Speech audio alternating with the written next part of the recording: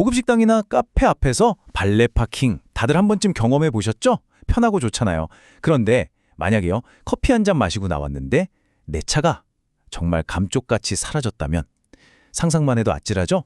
오늘은 바로 이 발레 파킹 막힌 차가 도난당했을 때 그 법적 책임을 과연 누가 져야 하는지 실제 판례를 가지고 아주 쉽고 명확하게 파헤쳐 보겠습니다. 자, 바로 이 질문에서 시작해보죠. 만약 여러분이 이런 황당한 상황에 처했다면 누구한테 가서 따지시겠어요? 내가 커피 마신 그 가게 주인? 아니면 주차 서비스를 관리하는 건물주? 법은 과연 누구의 손을 들어줄까요? 이게 그냥 상상 속의 이야기가 아니라 실제로 있었던 사건에서 시작된 이야기입니다. A씨라는 분이 서울의 한 빌딩에 있는 커피 전문점에 가려고 자신의 비싼 외제차를 몰고 갔습니다. 그리고 그 건물 앞에서 발레 파킹 직원에게 차를 맡겼죠. 정말 뭐랄까 너무나도 일상적이고 당연한 대화였어요. 차키 주세요. 주차해 드릴게요. 이 한마디에 A씨는 아무런 의심 없이 키를 건넸습니다.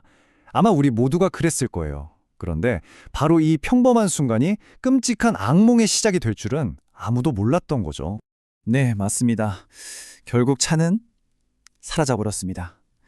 A씨 입장에서는 정말 황당했겠죠. 그래서 책임을 물을 상대를 찾아야만 했는데 고민 끝에 자신이 방문했던 커피 전문점 사장, 그리고 주차장이 있던 그 빌딩의 건물주, 이 두 곳 모두에게 소송을 걸었습니다. 자, 이제부터 진짜 골치 아픈 책임 싸움이 시작되는 거죠. 만약 여러분이 판사라면 누구에게 책임이 있다고 판결하시겠어요? 내가 돈 쓴 가게? 아니면 주차 공간의 주인인 건물주? 법정에서 어떤 주장들이 오갔는지 한번 따라가 보시죠. 양쪽의 주장이 들어보면 다 그럴듯해요. 커피 전문점 입장에선 A씨는 우리 손님이고 우리 가게 바로 앞에서 일어난 일 아니냐, 이런 점에서 책임을 피하기 어려워 보였고요. 반면에 건물주 쪽은 아니, 그 발레 직원이 우리 건물 땅에서 우리 주차장 관리한 거니까 우리가 책임져야지, 이런 주장이었죠. 정말 팽팽했습니다. 자, 이렇게 복잡하게 얽힌 사건, 법원은 과연 어떤 판결을 내렸을까요? 그런데 그 결론이요, 진짜 대부분의 사람들이 생각했던 거랑은 완전히 달랐습니다. 보이시죠? 법원은 커피 전문점에는 책임 없음, 땡! 대신 모든 책임은 빌딩 건물주에게 돌아갔습니다. 아니, 내가 고객으로서 방문한 가게는 책임이 없다니? 이게 좀 이상하게 들리지 않으세요? 지금부터 그 이유를 알아보겠습니다. 자, 그럼 도대체 왜 법원은 이런 판결을 내렸을까요? 그 속사정, 그 법적인 논리를 지금부터 하나씩 뜯어보겠습니다. 여기가 오늘 얘기의 하이라이트예요. 법원이 이 사건을 볼 때 가장 먼저, 그리고 딱 하나 핵심적으로 던진 질문이 바로 이거였습니다. A씨한테 차키 받아간 그 발레 직원, 도대체 월급을 누구한테 받는 사람인가? 누구의 직원인가? 바로 이 질문에 대한 답이 모든 걸 결정했습니다. 여기서 사용자 책임이라는 좀 어려워 보이는 법률 용어가 나오는데요. 이게 민법 756조에 있는 건데 뭐 복잡하게 생각할 거 없고요. 그냥 딱 이겁니다. 내 직원이 일하다 사고 치면 사장인 나도 책임져야 한다. 끝. 간단하죠? 알고 보니까 이 발레 직원은 커피숍 직원이 아니었던 거예요. 누가 고용했냐? 바로 빌딩 관리 측에서 주차 관리를 위해 직접 고용한 사람이었던 거죠. 그러니까 법의 논리는 아주 간단합니다.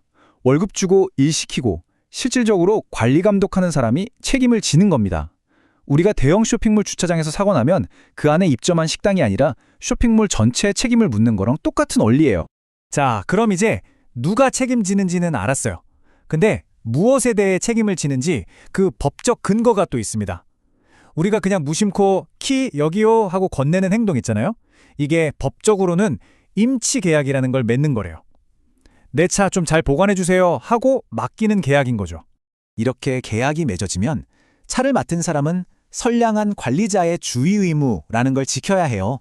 말이 좀 어렵죠? 그냥 상식적인 수준에서 내 차처럼 소중하게 잘 지켜야 할 의무 정도로 생각하시면 됩니다. 그런데 차를 도둑맞게 놔뒀다는 건 이 의무를 완전히 어긴 거잖아요. 그리고 이 책임은, 그렇죠, 아까 말했던 사용자 책임 원칙에 따라서 이 직원을 고용한 건물주에게로 최종적으로 가게 된 겁니다. 이제 그림이 딱 그려지시죠? 자, 그럼 이제 제일 중요한 거, 이런 실제 판례를 보면서 아, 그렇구나 하고 끝나면 안 되겠죠? 우리가 실생활에서 이런 황당한 일을 안 당하려면 어떻게 해야 할까요? 아주 현실적인 팁 6개를 지금부터 알려드릴게요. 하나씩 볼게요. 첫째, 직원분한테 한번 물어보세요. 어디 소속이세요? 가게 직원인지, 건물 직원인지, 아니면 아예 다른 회사에서 파견 나온 건지. 오늘 보셨잖아요. 이게 얼마나 중요한지. 둘째, 영수증이나 주차권. 이거 무조건 받으셔야 합니다. 이게 바로 내가 당신한테 차를 맡겼다는 유일한 법적 증거가 될 수 있어요. 셋째, 당연한 얘기 같지만 차 안에 노트북이나 지갑 같은 귀중품 절대 두지 마세요. 나중에 잃어버려도 그 가치를 증명하기가 정말 머리 아픕니다. 넷째, 시간 날 때 내 자동차 보험 한번 확인해 보세요. 차량 도난은 보통 추가로 가입해야 하는 특약인 경우가 많거든요. 다섯째, 만에 하나 문제가 생겼다? 무조건 바로 경찰에 신고부터 해서 사건 기록을 남겨야 합니다. 그리고 마지막 여섯 번째, 이게 진짜 중요한데 관리사무소에 바로 달려가서 CCTV 영상부터 확보해달라고 요청하세요. 이거 시간 지나면 지워지거든요.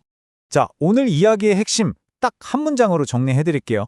여러분이 차 키를 건네는 그 짧은 순간은 그냥 서비스가 아니라 엄연한 법적 계약입니다. 그러니까 내가 지금 누구랑 계약을 하고 있는 건지 그걸 아는 게 제일 중요하다는 거죠. 자, 이제 이 내용을 보신 여러분, 다음에 발레 파킹 할 때 그냥 키만 휙 던져주시겠어요? 아니면 혹시 어디 소속이세요? 라고 한 번쯤은 물어보게 되지 않을까요? 이 작은 질문 하나가 나중에 생길지도 모르는 엄청난 골칫거리를 막아줄 수도 있습니다. 오늘도 안전운전 하시고요.